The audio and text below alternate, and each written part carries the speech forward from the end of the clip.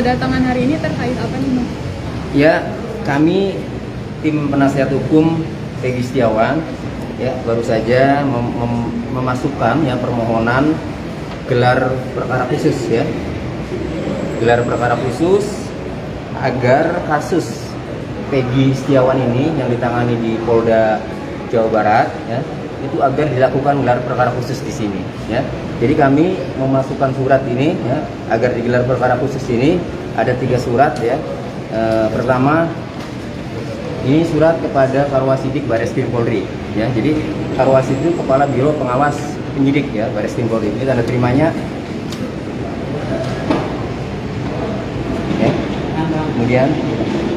ya. Kemudian yang kedua ini Bareskrim Polri ya. Kepala Bareskrim Polri, ini tanda terimanya ya, ini. Nah, yang ketiga ini kepada Bapak Kapolri, ini tanda terimanya ya.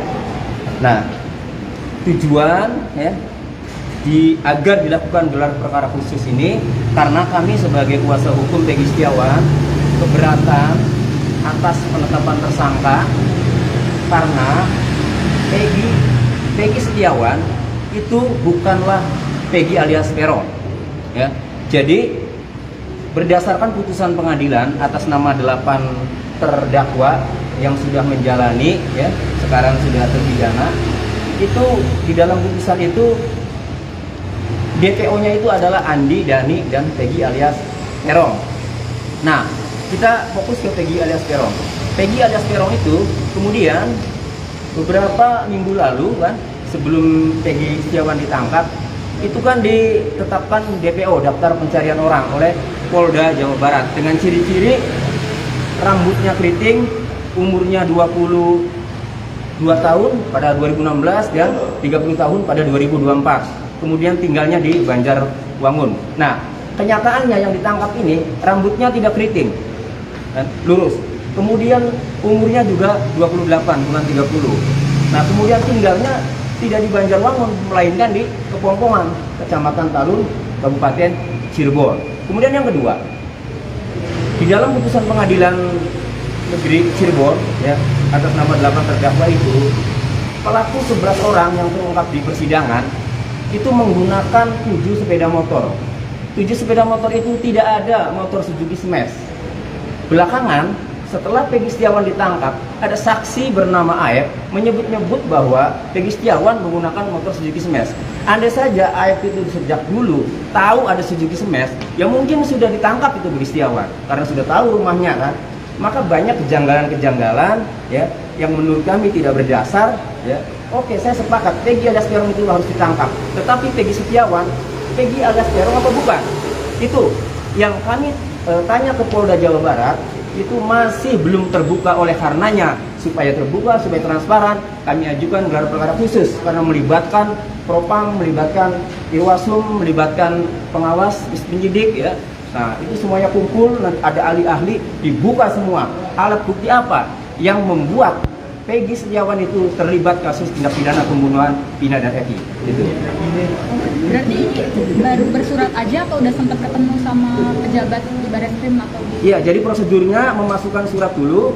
Nah, nanti selanjutnya kami dikabari untuk memulai gelar perkara khususnya. Nah, gelar perkara khusus ini kami minta juga agar stakeholder dipanggil. Jadi tersangka, terus kemudian kami penasihat hukumnya, kemudian pelapor Pak Rudiana, kemudian saksi Aep, saksi terpidana, dan beberapa saksi lainnya yang memberikan keterangan sehingga klien kami ditetapkan sebagai tersangka. Itu harus dipanggil semua, biar clear masyarakat Indonesia ini menunggu sekarang. Bapak, kenapa di permohonannya ke Bareskrim sementara kasusnya bergulir di Polda Jawa Barat? Ya, jadi permintaan gelar ya itu setiap di institusi kepolisian yang menangani itu ada. Jadi misalnya kita di Polda ya, ada namanya Wasidik, pengawas penyidik. Nah, kalau di Mabes Polri ada Biro Pengawas Penyidik. Nah, kita memilih di Karwasidik, di Biro Pengawas Penyidik, karena kalau kita meminta di Polda gelarnya, maka saya khawatir ada timbul mereka juga lah yang menangani di sana kan. Nah, tetapi kalau di Bareskrim Polri ini pusat ya. Saya melihat pasti di sini kompeten semua. Karena saya pernah 2 kali mengajukan gelar perkara khusus di Bareskrim Polri ini. Berarti belum pernah ada upaya untuk mengajukan di Polda Jawa Barat sama sekali? Belum, karena sekarang saja ya di Polda Jawa Barat itu untuk minta ketemu dengan si Peggy Setiawan, ada perubahan surat kuasa aja itu susah. Kemudian minta salinan berita acara pemeriksaan BAP tersangka aja itu sampai sekarang belum, Pak ya? Belum. Nah, jadi bagaimana kalau ditambah lagi permohonan gelar perkara khusus?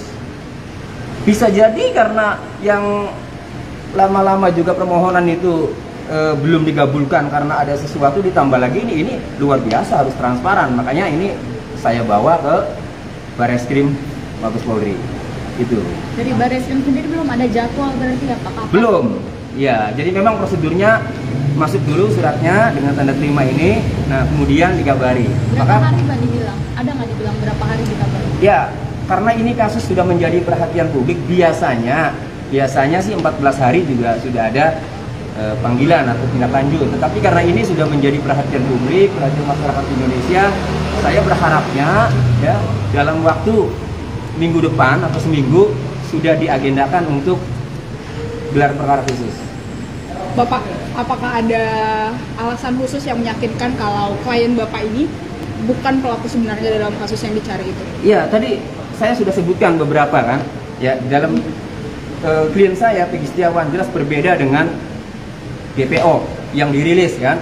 Nah, ditambah lagi terakhir ada ya informasi dari Saka Tatal, mantan terpidana, sebelum ditangkap Peggy Setiawan ya 2 minggu sebelumnya itu ada anggota kepolisian menurut Saka Tatal ya mengaku dari Polres Cirebon Kota dan Polda Jawa Barat ya dengan menanyakan ke Saka Tatal sambil menunjukkan 3 foto ya. Menurut Saka Tatal ini foto Peggy Setiawan, Peggy alias Peron, kemudian foto Dani dan Andi. Nah, Saka Tatal menjawab tidak mengenal semuanya.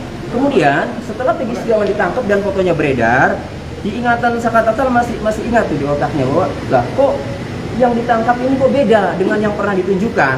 Nah, Saka Tatal juga bisa saya jadikan saksi ya untuk gelar perkara khusus di sini. Kenapa? Berarti pada hari itu pada saat polisi datang ke Saka Tatal, berarti polisi ini masih ragu sebenarnya. Muka tersangka ini, muka Peggy Setiawan ini masih ragu, buktinya masih bisa berubah kan gitu. Nah, ini kan bahaya kalau penegak hukum ya kepolisian ragu ya kemudian salah tangkap, ini kan bahaya, kasihan, ini nasib orang. Gimana indikasi ragunya di mana Pak kalian? Ya, ragunya karena pertama dari ciri-ciri DPO ya. Ini bukan Peggy Setiawan loh, Peggy alias Peron silakan DPO ya. Kemudian yang kedua, foto tadi ya yang ditunjukkan oleh Saka Tatal dia mengatakan berbeda ya, sehingga kami melihat ini apa asal-asalan ini nangkep Peggy Setiawan kan. Oleh karenanya keraguan kami ini, keberatan kami ini akan clear ketika dijawab di gelar perkara khusus, terbuka, enak kan. Dan kami akan sportif apabila memang benar kan ada keterlibatan Peggy Setiawan ya dalam perkara pembunuhan itu. Ya silakan coba kami lihat keterlibatannya di mana. Kan begitu. Upaya pengajuan gelar khusus cukup di sini aja atau ada upaya lain lagi untuk mendesak Polri? Ya, jadi upaya hukum di tahap penyidikan ini ada 2. Satu gelar perkara khusus, yang kedua pra peradilan. Nah, kami tim untuk mengajukan gelar perkara khusus. Ada lagi rekan kami tim yang dibentuk lagi untuk mengajukan pra peradilan. Jadi kemungkinannya nih kalau sudah selesai mungkin minggu ini juga pra peradilan masuk. Ya biarkan saja. Tim ini berupaya ya. Kami tim berupaya gelar perkara khusus. Cuma karena kami sudah pengalaman mengajukan gelar perkara khusus, kami tahu akan transparan, ada ahli-ahli di bedah, maka kami yakin nanti akan terbuka. Gitu. Pak, ini kan tadi mengajukan penyuratan ya Pak, dan apakah ada bukti-bukti juga yang disertakan, itu apa aja? Ya, bukti-bukti yang disertakan. Ya, gelar perkara khusus ini alat bukti yang kami kami ajukan nanti kan tentu keterangan saksi-saksi yang mengetahui bahwa pada saat kejadian 27 Agustus 2016 Peggy Setiawan berada di Bandung. Banyak kan saksi-saksinya, ya. Kemudian yang kedua ada barang bukti atau petunjuk, ya, akun medsosnya Peggy Setiawan.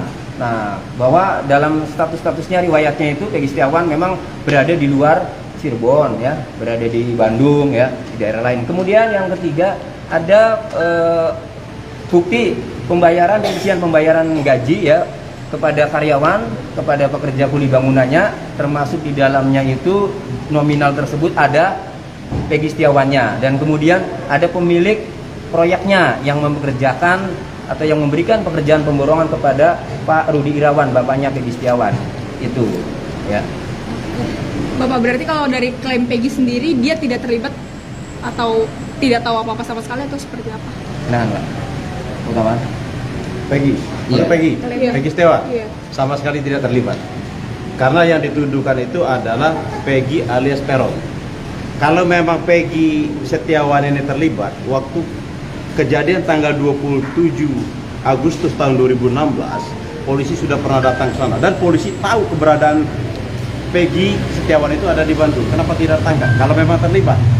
Dan alat bukti yang ada disampaikan oleh kepolisian sekarang ini, contohnya kan ijazah, ya kan, KTP, termasuk motor, itu tidak ada hubungan sama perkara.